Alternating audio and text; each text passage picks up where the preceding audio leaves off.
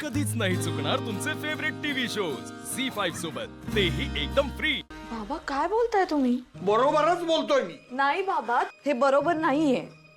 आमचं 7 जन्मांचं नातं आहे आणि आम्ही आयुष्यभर साथ देणार आहोत एकमेकांना, हे आमचं ठरलंय।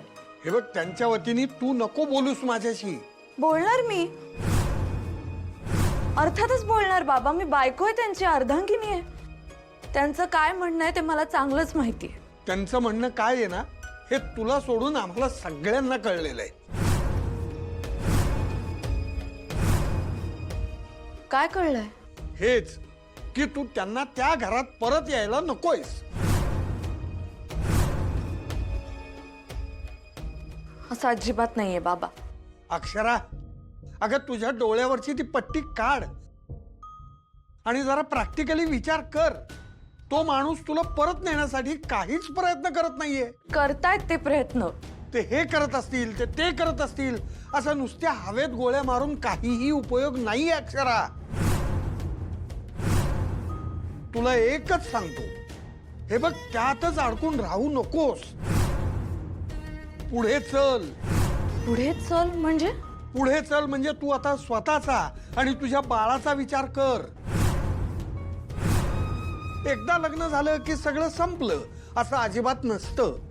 हे बघ, मी तुझ्या अधिपतींशी घाईघाईत लग्न लावून दिलं, ही चूकच झाली माझी। चूक झाली हे मान्य केलं ना तर ती सुधारता येते, नाहीतर चुकांची पुनरावृत्तीच होते। पण मला नाही असं वाटत बाबा। म्हणजे मला नाही वाटत की मी चूक केली अधिपतींशी लग्न करून।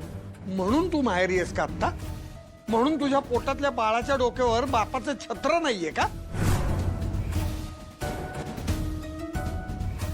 आई, अहो ऐका ना, तुम्ही थोडं शांत व्हा ना। आपण बोलू ना या विषयावर नंतर। नंतर बोलून सत्य बदलणार आहे का विद्या? सत्य हेच आहे की हिच्या बाळाच्या डोक्यावर बापाचं छत्र नाही। बाबा अहो, अधिपतींना माहीतच नाहीये ते बाबा होणार आहेत।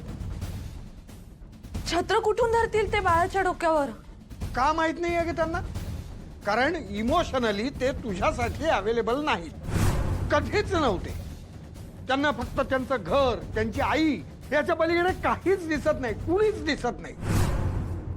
ज्याच्या घरात आयुष्यात तुला बायको म्हणून, माणूस म्हणून, सून म्हणून अजिबात स्थान नाही, अशा घरात तुला बाळाला जन्म द्यायचा?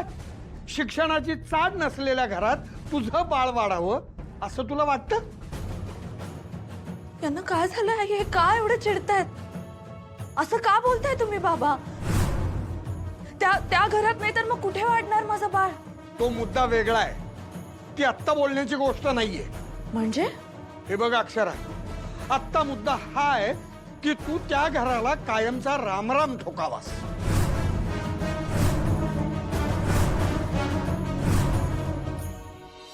तुम्ही कशाला आलाय आत्ता? तुझ्याशी बोलायचं आहे म्हणून आलोय मी। मला बोलायचं नाही आता।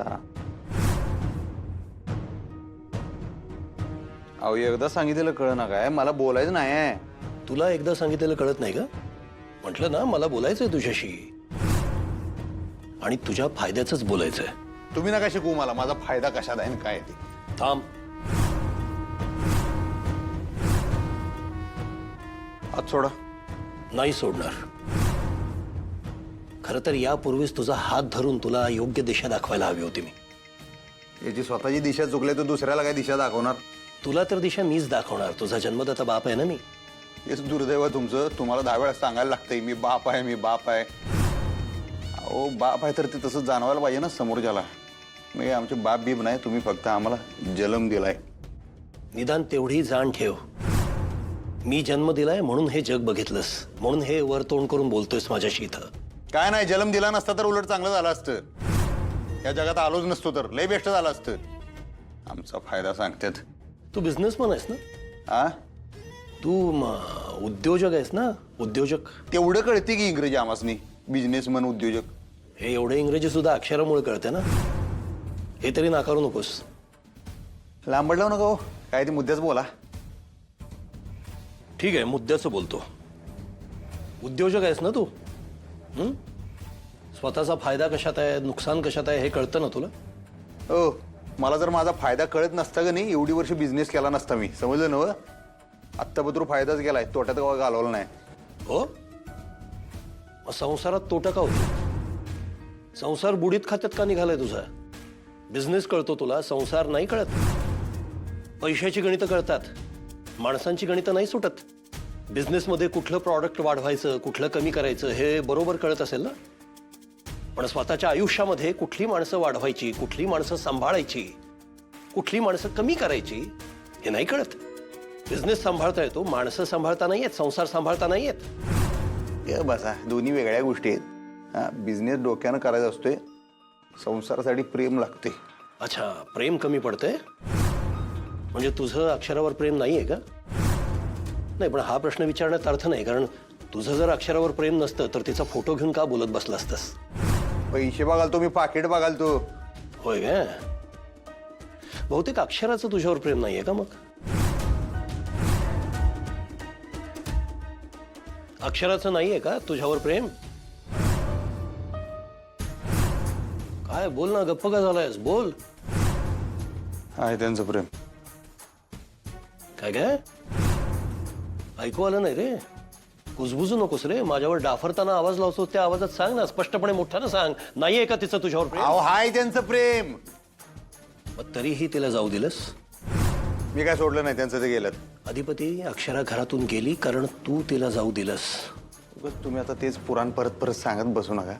मी पुराण सांगत नाहीये अधिपती, मी तुला सत्य परिस्थिती काय आहे त्याची जाणीव करून देतोय फक्त. आत्ता म्हणालस ना की माझ्यातला बाप कधी तुला जाणवला नाही, तो आत्ता जाणवतोय का बघ. तुझ्या संसाराला योग्य दिशा दाखवायचा प्रयत्न करतोय मी अधिपती. अधिपती प्लीज, अक्षराला या घरात परत घेऊन ये. हे अक्षरावर राग, माझ्यावर राग असं नको करू, ते तुझ्यासाठी बरं नाहीये. मास्तरीन मनवर काय राग नाही हो आमचा. राग नाहीये तर का घेऊन येत नाहीस तिला?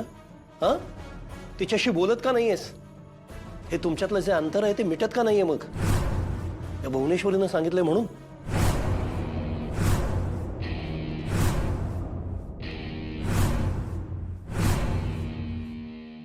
मी रामराम ठोकू माझ्या सासरला?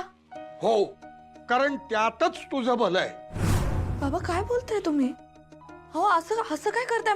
माझं मन, माझा जीव, माझी माणसं, माझे अधिपती सगळं त्या घरात आहे, आणि मी त्या घराला असं रामराम ठोकावं असं म्हणणं तुमचं? काय म्हणालीस तू? माझी माणसं?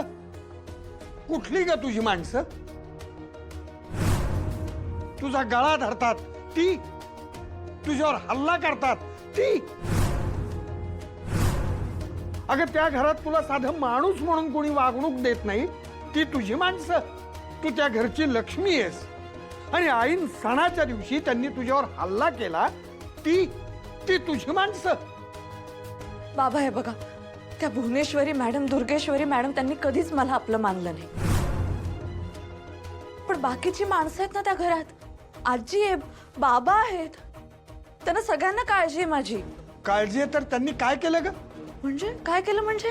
तुझ्या सासऱ्यांनी तू परत घरी येण्यासाठी काय केलं? काहीच नाही ना?